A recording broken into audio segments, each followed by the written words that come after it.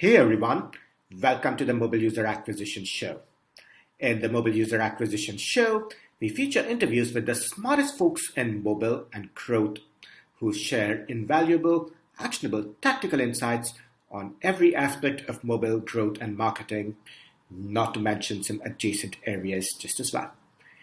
The Mobile User Acquisition Show is presented by me, Shamant Rao, CEO of the mobile growth marketing firm Rocketship HQ, and produced by Karishma Sundaram, our superstar content marketing manager at Rocketship HQ.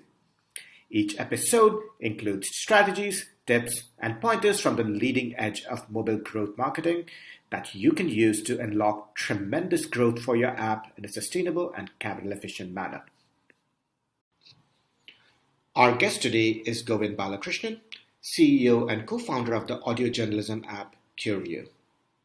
In our conversation today, we talk about how Curio kickstarted growth in a genre that many thought lent itself to very low user engagement. Govind tells us the various hypotheses that Curio cycled through to optimize the user onboarding and how they focused on serving user goals to drive habit formation. He also talks about Curio's relationships with stakeholders, right from Apple to investors and subscribers just as well. In this wide-ranging conversation, we talk about how Curio drove massive growth in the audio space, but the lessons are universally applicable for breaking into and pioneering growth in any new category. Enjoy. I'm very excited to welcome Govind Balakrishnan to the Mobile User Acquisition Show. Govind, welcome to the show. Thank you, Shamant. It's great to be here. Yeah, it's wonderful having you. And you and I first met 18, 19 years ago, I guess. And it's crazy how our paths crossed so many years later. And really our paths crossed because I noticed you guys were getting featured all the time by Apple. And I think you guys have gotten featured like 200, 300 times. And I remember being very excited for all of the work you guys are doing. You guys have certainly continued to grow, certainly continue to scale, certainly continue to do impressive work, especially in a space that I think we'll talk about has its challenges. It's not a space that you'd intuitively expect to see clear viral growth. So I'm excited for all of those reasons to talk to you today. So welcome to the show. No, it's great to be here, Shamant. Yeah, as you say, it's been a long time we have known one another, and it's an absolute pleasure to speak here. Absolutely. I briefly spoke about some of the inherent challenges of running an audio-only app. And the last time we spoke, you said, look, when we started, everybody was like, nobody's going to listen to things. Even the biggest publishers in the world have only a couple of minutes per session per day on their websites. We're not even talking audio just now. Given audio is very immersive and sequential, it's going to be challenging. That's what everybody said at the time. So when you guys started out, what were some of the hypotheses you had that an audio experience could overcome a lot of the hurdles that a lot of people said could be problematic with audio? Yeah, it's a great question, Shamant. To be honest, I think sometimes looking back even 3-4 years, one forgets how different a space audio was. So one of the big hypotheses for us to prove was, in fact, that there is something in audio, that audio is the future and it's not the past. So if you look at 2017, people thought audio was a subset of podcasting. And podcasting was a $300 million business at that time. And it was a very, very different space. And nobody was very clear about what are the future trends in audio. But I think our hypothesis was a couple of things. One is that we felt very strongly that the visual medium was so optimized for superficial consumption and short attention spans that there was an innate need in people and a desire in people to go deeper, build meaningful connections. That is something we've seen at Curio. People listen to us for often 45 minutes per session, which is perhaps about 10, 20 times what people spend on a newspaper or a magazine. The second one is that nobody felt that people would be willing to pay for audio, partly because everyone said there are all these free podcasts out there. Why would anyone pay for a product? And our hypothesis was that people would pay for convenience, for quality, for curation, all of those things. But that wasn't the thing. But today you see that Calm has a valuation that's twice the size of the US podcast market. And 60% of our subscribers are not podcast listeners. So you can see that the market is very different. And finally, there was a thing that audio is suited for a much more of an older demographic rather than young people are not going to go get on audio. Whereas again, we could not be more wrong. Today, Most of our subscribers are 25 to 34-year-old, more women, quite global. Yeah, certainly. Like you said, audio is not the same as podcasts, and the people who consume audio are very different in many ways. I would love to unpack some of the things you said about the kind of engagement you guys are seeing. I know you said a lot of your listeners spend 45 minutes a day on audio, right? In some ways, that's comparable to what they would spend on something like Netflix or an entertainment medium, more so than a news bite sort of medium. What were some of the key design decisions from you guys' end that contributed to this sort of engagement levels? It's a very good question, Shaman. What we went back to is what is the motivation? What are the jobs that we are doing for people? And the thing that we realized was that there was a huge pent up demand in people for self development and for inspiration. And we said, you know what, journalism, not daily news, but really good, thoughtful journalism is a real engine to convert into opportunities for self development and inspiration. So that's where this whole thing began. But coming back, the other thing that's a big trend which fed into our design process is that by some accounts, people multitask for 7 hours a day because time is becoming a currency. It may not be 7 hours in one go, obviously it's not, but people find interstitial time throughout their day and they add it all up. So when we went back to building the product, one of the inspirations for us was actually a quote which Apple used from Alan Kay, in which he says, those who are serious about software make their own hardware. And we said, those who are serious about content create their own experiences. So we went back to saying, we want really high quality content, extremely high levels of curation, which in our case is we select the publishers, whether it's a Wall Street Journal or Wired or anyone else. We have a lot of data and a lot of editors who go and find the best journalists and find the best content. And the final thing was convenience, because people, particularly when it comes to audio, there's both active and passive engagement. There's also time shifting that happens. When people choose is not when people listen. So all of this fed into that. And one of the things we were quite fortunate with was working quite closely with Apple ahead of iOS 12, iOS 13, iOS 14. So we've worked with them in close proximity. And one of the things that they've really fed into us is creating occasions and owning them. So when we worked on with them on the widget, we really built occasions for people. And that has really been the nub of how we went about designing Curio. Right. I would love to understand a bit more about working with Apple and what that looks like, and how you guys started, but also what other developers could do to build that sort of a relationship. And I also want to ask that because for a lot of developers, especially when they're small and starting out, they tend to think, oh my God, why would Apple talk to us? So I would love to hear from you your perspective on how that relationship got started and how you guys built it up. To be honest, even for us, the whole thing has been, why would publishers speak to us? Why would Apple speak to us? Why would our subscribers speak to us? So it's been an interesting journey. It goes back to one of the things, at least our purpose, which is what we continuously reiterate, which is we want to build empathy in the world through wonder. And translating journalism into opportunities for self-development and improvement was the way we did that. That's been our North Star from the beginning. So honestly, our evangelists, investors, subscribers, Apple, everywhere have fundamentally come back to them being users of the product and whether the product itself has added a lot of value to their life. So even amongst the people we speak to at Apple, even when we were very small, a lot of them used the product actually and got a lot of value out of it. Even though we were small and two people sitting in a basement in London, the fact is that people use the product. And even some of our investors, we've got Horizons who invested in Spotify early on. The only reason why they are investors in us is because they use the product. My advice is really, if you can get people using your product, you don't need to talk about it. Yeah, it also speaks to the fact that your product meets a very unique need. I would attribute to the fact that all these folks are using your product itself. And I think that makes them talking about it a lot easier. So you spoke about how you guys started with the hypothesis that users want self-development. They want to improve themselves. That was the hypothesis. And from what you're saying, it also sounds like you guys spent and continue to spend a lot of time and effort on curation, on surfacing the right content to the users.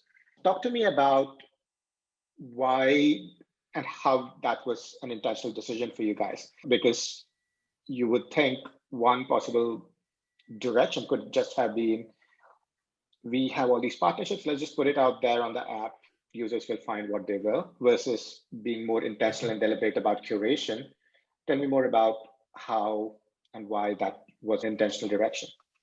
Couple of things, Shaman. Like I said, we went back to the jobs that people wanted to get done. And this goes back to the publishers. You take a publisher like The Economist or you take the Wall Street Journal. They have so much amazing content. They produce a book's worth of content a day. So they can serve so many jobs. But what we distilled it down for ourselves was three things. People came to us to understand the world. People came to us for self-improvement and inspiration. And people came to us for smart escape.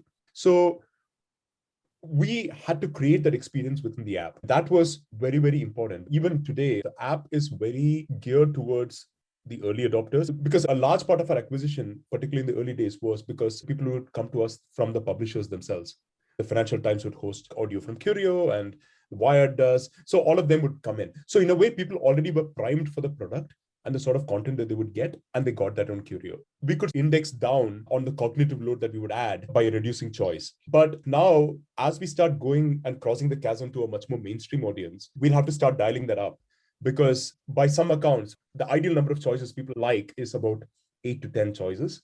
Anything less, they feel they haven't got enough. And anything more, it's too much. Yeah. I think this is an area of constant experimentation, but that's really where we want to get to. Mm-hmm.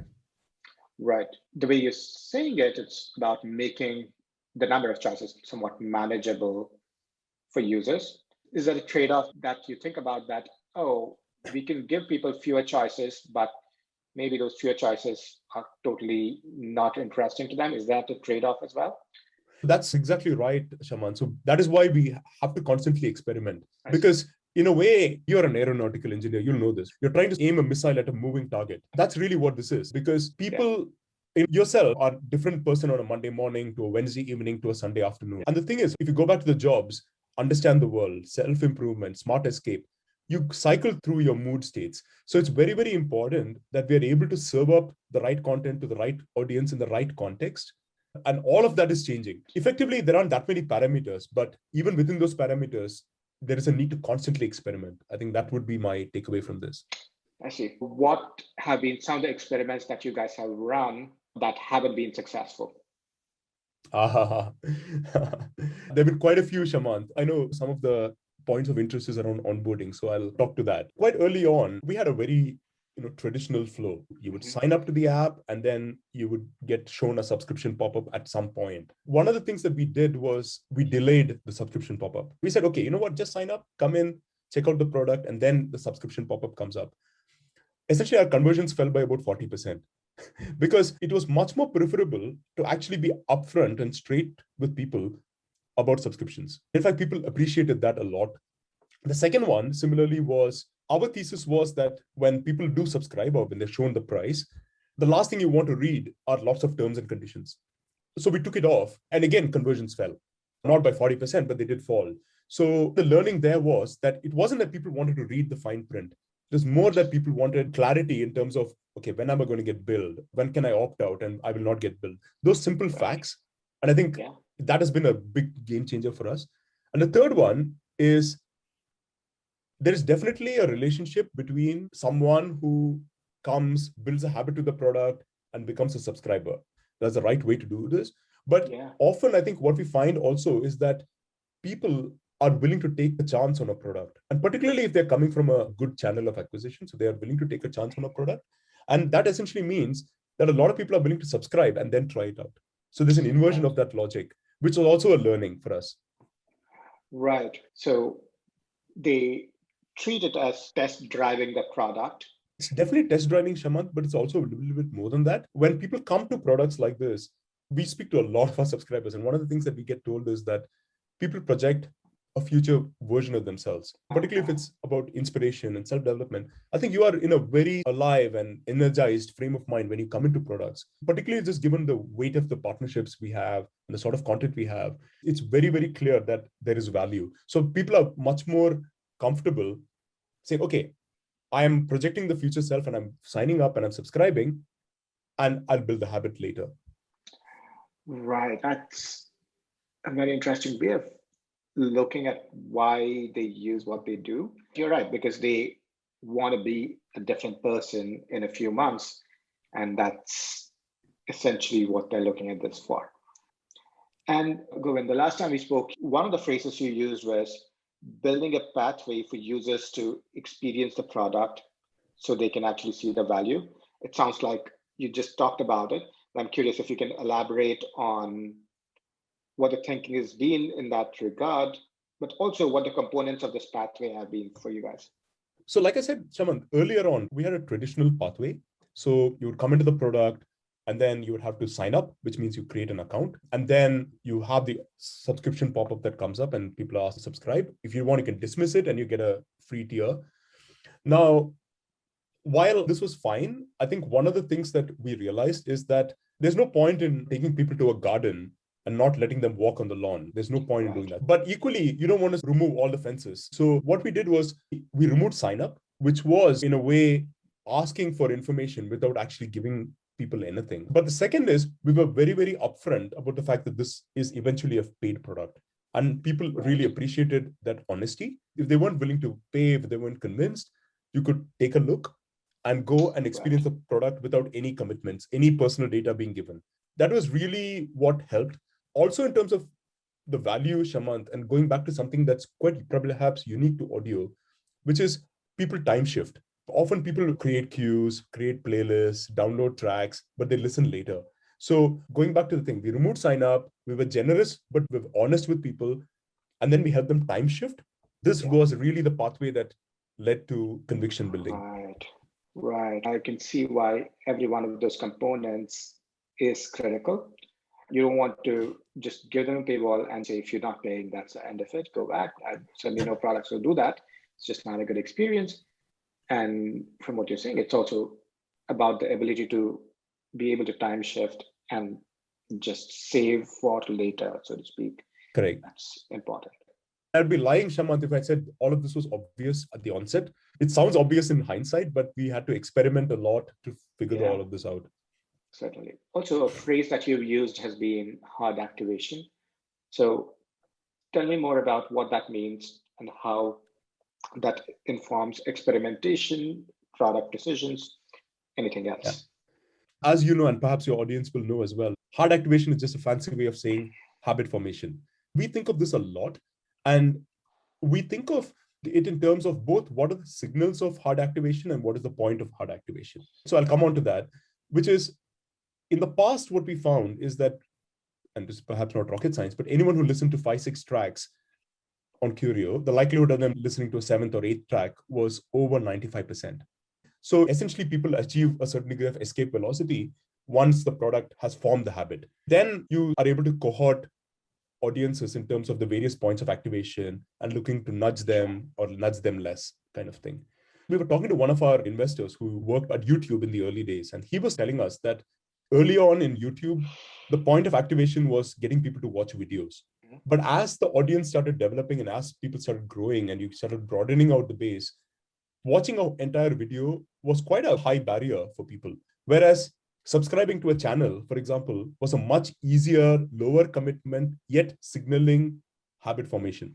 I think that is a great example of how even we are thinking of hard activation, which is to say at habit formation, obviously listening to the tracks is the best form of hard activation, but there might be other signals as well. And as we have built up a far more sophisticated data infrastructure, we're able to turn a lot of the algorithms back on the signals and find out what are the signals that actually turn the dial in terms of habit formation. And you can take it one step further and say lifetime value. Right. I also like how you underscored that signal can be different at different points of a product's life cycle or a user's life cycle for that matter. That's interesting. Do you find there's a conflict between activation and revenue? I don't think they're at odds here, but generally, I think they need to be thought of differently. That was a big lesson for us. Going back to what I said earlier, the mindset with which someone comes in can be very different. Someone might say, you know what, I want to test this product. I want to make sure I build a habit, then I'll pay for it. And there's a pathway for that. But equally, people might say, you know what, I want to project this future self of myself and I want to take a chance and I will find my way to get there.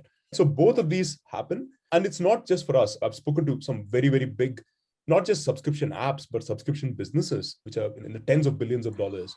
And again, for them, the way to think about the habit formation is quite different to the subscriptions. For example, there are products that heavily discount subscription for 1 year and focus purely on habit formation and have very, very sophisticated ideas of signals. So, for example, a big publication might say, is someone who comes and just looks at the news and goes away less or more valuable than someone who comes, looks at the news, but also looks at another section?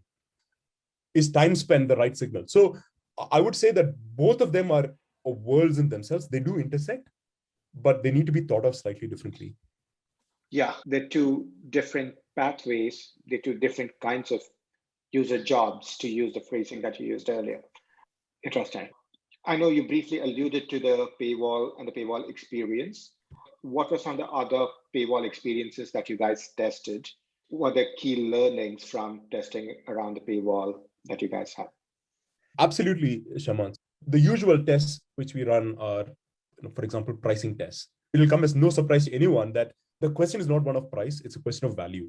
People are relatively, I wouldn't say insensitive, but they're generally not as fussed about price as, am I getting value out of this product?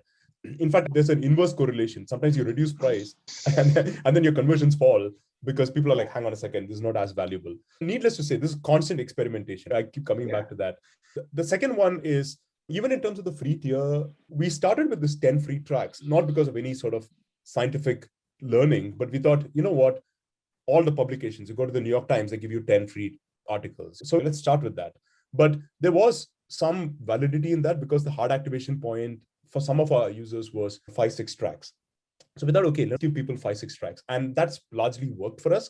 But equally, we are testing out quite a bit in terms of premium features. Are there softer points? Is the best free thing to give tracks? Is it actually that you might be able to add things to a queue, or you might be able to time shift? How valuable is time shifting versus listening now? Things like that.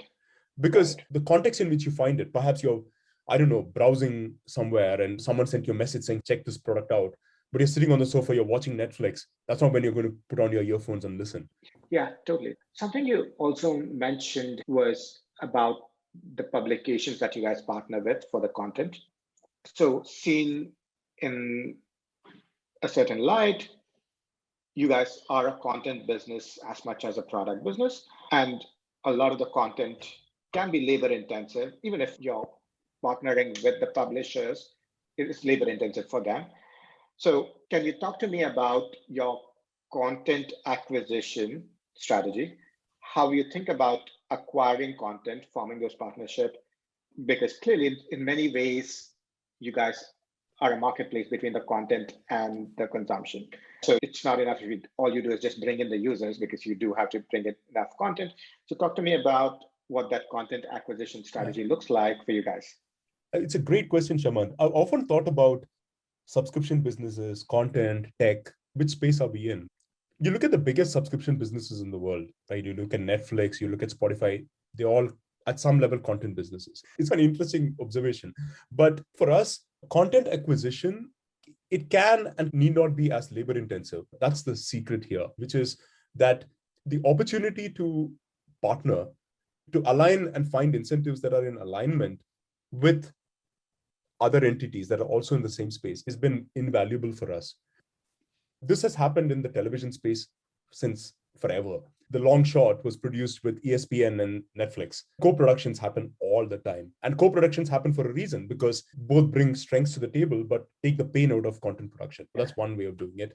Yeah. Then you're thinking about, I know I keep talking about jobs to be done, but really your content has to serve the jobs to be done. And you need to get maximum bang for your buck in terms of content. So we think in terms of content across 3 dimensions, which is global content that can travel globally, local content that can travel locally, and then local content that can travel globally. All of this is very, very important. On top of that, you overlay a production model where you're co-producing content. Some of it is original programming. Some of it is directly in conjunction with creators, whether it's journalists, whether it's someone else. So you're able to build a rich tapestry of high quality content sourcing. But ultimately, Shamant, the product itself, I keep going back to this, which is those who are serious about content build their own products. And ultimately, the product is a vehicle for people in whatever state of mind they are in, whatever job they want done, to access the widest breadth of content or the richest set of content. And that's what Curio is, because we turn journalism into opportunities for self-development, improvement, etc. And how are you sort of easing that pathway for maximum number of people? That's as simple as that. Yeah, definitely. Lots of food for thought. And out of curiosity, when we talk about content, a lot of publishers' content isn't in audio form.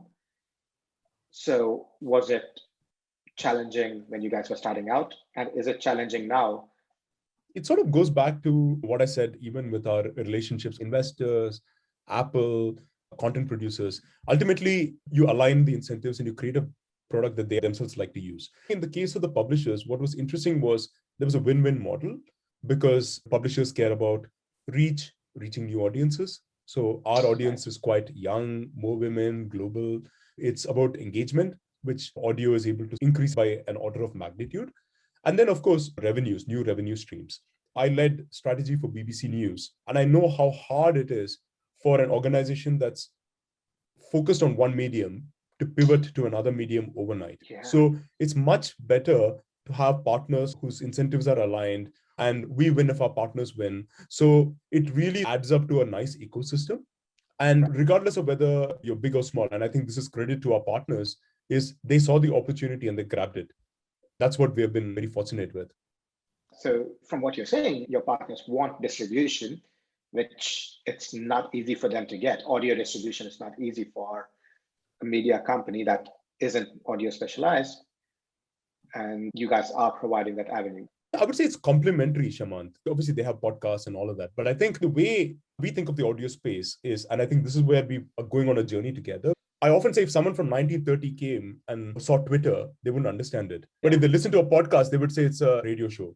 Looking forward. With our partners, I think the opportunity that they see is in the future, which is co-production, perhaps creating AirPod first content, perhaps creating more conversational interactions, etc. That is really where the opportunity is. And to create bundled experiences.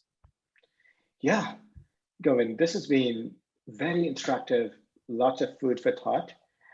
Definitely, I think there's been a wide-ranging conversation around an area that I don't think has been explored in a lot of depth, especially since you guys are pioneering a lot of this. So this is not just about mobile apps, but audio-driven mobile. Certainly a lot of exciting times ahead. We are coming up on time, so this is perhaps a good place for us to start to wrap, Govind. But before we do that, can you tell folks how they can find out more about you, everything you guys do? Oh, absolutely. So anyone who's listening, just go to the App Store or the Play Store and search for Curio. We're not misspelled it. It's Curio. Or you can come onto our website, curio.io, or follow us on Twitter, Instagram, etc. Cool. And we will link to all of those in the show notes. Govind, it's been a pleasure and honor having you on this show. Thank you for being on the Mobile User Acquisition Show. Likewise, Shaman. Thank you so much for having me. It's been an absolute pleasure. For more tips, pointers, and strategies from the leading edge of mobile user acquisition, subscribe to our YouTube channel right here, or check out our blog, rocketship.hq.com/blog.